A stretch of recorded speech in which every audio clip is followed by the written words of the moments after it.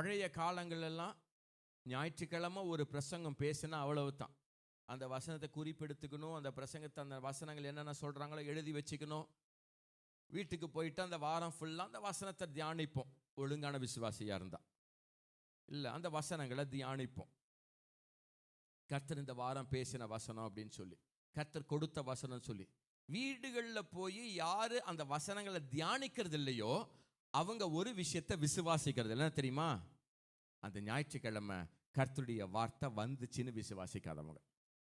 அவங்க தான் அந்த வாரம் கர்த்தருடைய என்ன பேசினார்னு தியானிக்க மாட்டாங்க, மறுபடியும் யோசிக்க மாட்டாங்க, மறுபடியும் அந்த வசனங்களை எடுத்து பார்க்க மாட்டாங்க.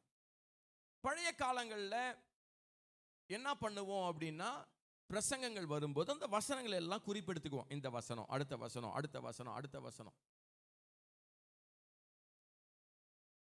ஒரு முறை ஒரு சர்ச்சுக்கு நான் பிரசங்கம் பண்ண போயிருந்தப்ப, பிரசங்கத்தெல்லாம் முடிச்ச உடனே அந்த பாஸ்டர் என்னை கூப்பிட்டு சொன்னார், பாஸ்டர் இன்னைக்கு எங்கள் ஜனங்க ரொம்ப ஜாலியாக இருந்தாங்க பாஸ்டர்.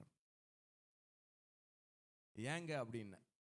அதுக்கு சொன்னார், இல்லை நான் பிரசங்கம் பண்ணால் ஒரு 1008 வசனத்தை கொடுப்பேன், நீங்கள் ஒரே வசனத்திலே 1.5 மணி நேரம் பேசிட்டீங்க பாஸ்டர்.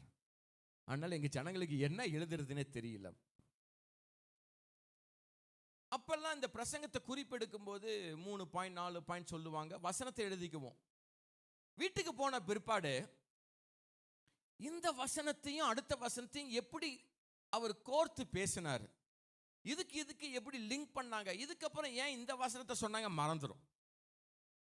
அப்போ பாஸ்டருக்கு ஃபோன் பண்ணி, பாஸ்டர் ஏன் இந்த வசனத்தை சொன்னீங்க, இதுக்கு எப்படி நீங்கள் லிங்க் பண்ணீங்க, இந்த வசனம் இப்படி இருக்குது அப்படின்னு. அந்த காலத்தில் இப்படி தான் விசுவாச மக்கள் வளர்ந்து வந்தாங்க.